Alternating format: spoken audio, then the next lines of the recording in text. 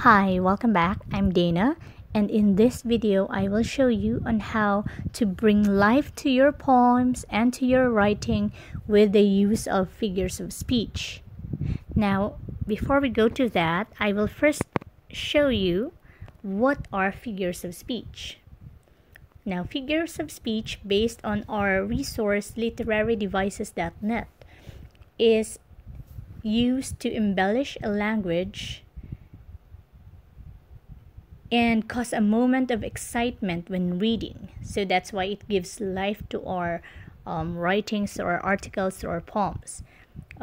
It actually connotes a strong emotion or a humor or a freshness to an expression.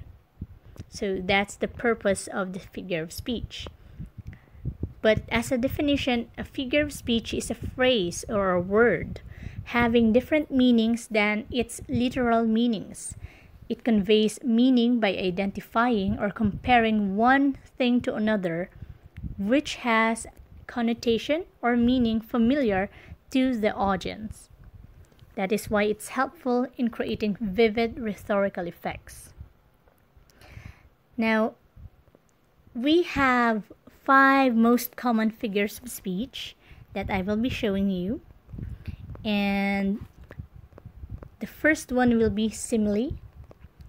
Simile is a type of comparison between things or objects, and it uses as or like. So it's one of the easiest figures of speech.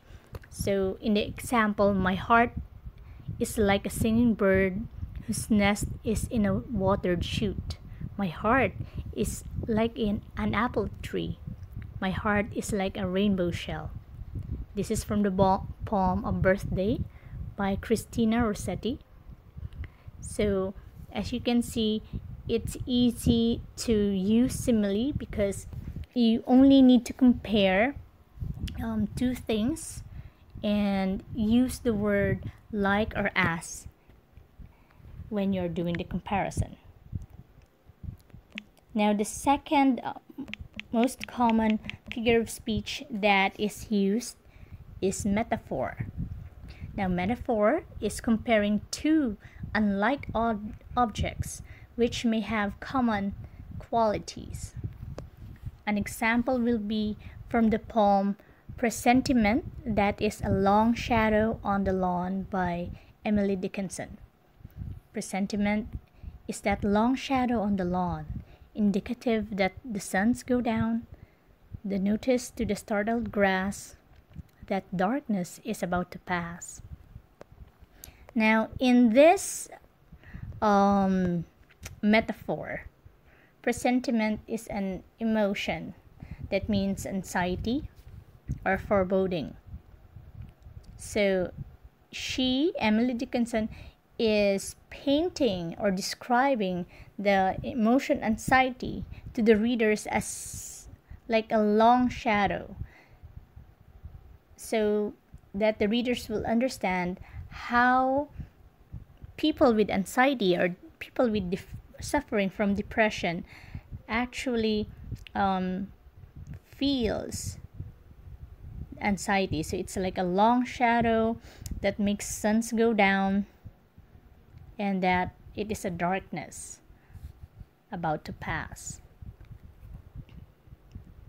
Later on, I will be showing you my own examples of these figures of speech so that it will be easier for you to know on how you can write with them.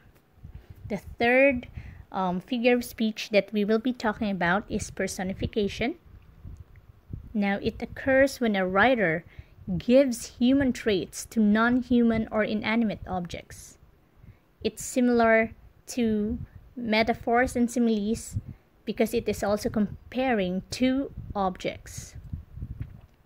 So an example that we have is, hadn't she felt it in every touch of the sunshine as its golden fingertips pressed her lids open and wound their way through her hair?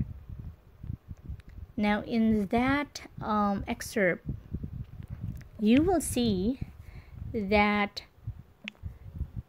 sunshine that the writer actually compared the sunshine to fingertips, to golden fingertips. So since personification is you are applying human actions or traits to non-human objects, so fingertips is used as a descriptive way to paint the sunshine. The fourth figure of speech that we will be studying about or learning about is hyperbole. So this style of comparison or description uses extreme exaggeration. So it emphasizes a certain quality or feature, and usually targets to stir up emotions among readers.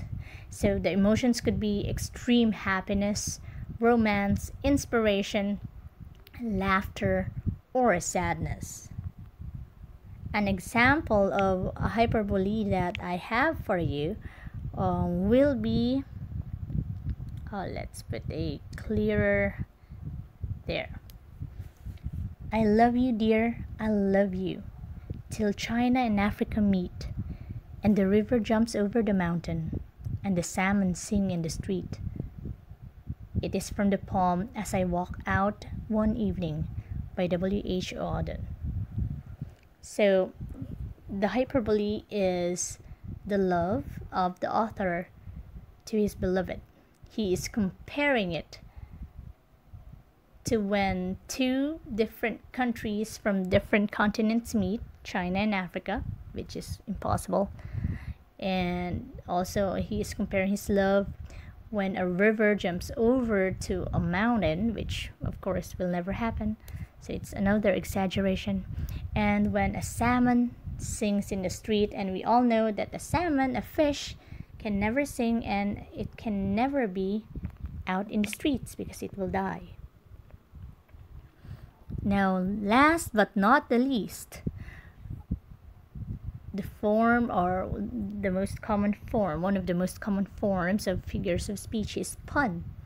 It's usually seen on humor articles or poems with humor. Speakers use this also to liven up their talks and to make the audiences laugh. Pun is a manipulation of words that have more than one meanings, and it brings humor in an expression. So an example of this is, whoever hath her wish, thou haste thy will, and will to boot, and will in overplus. This is an excerpt from Sonnet 135 by William Shakespeare. Now, why is this a pun? We all know that we only capitalize proper nouns, which is proper nouns are names of persons, places, dates. Now, will is used here as a linking verb, which is not a proper noun. Therefore, we do not capitalize the first letter of a linking verb, and we also do not capitalize a word that is in the middle of a sentence or a line. So that's actually a grammar rule. But here, since the author is named William and his nickname is also Will, which is the exact identical of the linking verb will, so the pun that he injected is he capitalized the W in will, showing that the verb is also similar to his name. So he made a pun of his own name. So that is pun. Now, as I promised, I'm going to show you the poem that I already wrote a few minutes ago to be easier. Now, I want you to identify which is the simile, the hyperbole, the metaphor, the personification, and the pun. So, here it is. A simile hyperbolic metaphorical pun. I love it when you smile, as sweetly as a bird's hum, caressing the ears of anyone lucky enough to be a witness. Like the wind that blows, both calming and stimulating, your smile is a testament of our Lord's omnipresence. So the easiest to identify will be the simile, since it's a comparison used with the words like and as. So it can be seen in the lines, I love it when you smile as sweetly as a bird's hum, since I am comparing the smile of someone I adore with a bird's song. And also on the line, like the wind that blows. So I'm also comparing the inspiration or the piece that a smile of a person elicits or brings to me, similar to a wind that is blowing, giving both calmness and happiness. The hyperbole will be, it has to be a line of extreme exaggeration. So that is, your smile is a testament of our Lord's omnipresence. Of course, we all know that no one is more omnipresent than our Lord God. But here, since I am exaggerating the smile of someone dear to me as a testament or a proof and evidence of facts of how omnipresent, how great, how powerful our Lord is. Now the third figure of speech that you can see in my poem is, the third figure of speech that you can see in my poem is metaphor. Now the metaphor here is also intertwined or related with the two lines I just read. Your smile is a testament. We all know that a smile is a human action that is done in order to represent an emotion, a good emotion, an emotion of happiness. And it is opposite of a testament, because a testament is an evidence, or it's a presentation of facts. So I am actually comparing a human action to a presentation of facts, or to a physical evidence, which thus in the line, your smile is a testament, it's a metaphor. So we have there the personification, the simile, the metaphor, the hyperbole. Okay, I guess we have all the four. And the fifth figure of speech, there are actually two. I hope you can see them. It's in the title, a simile, hyperbolic, metaphorical pun.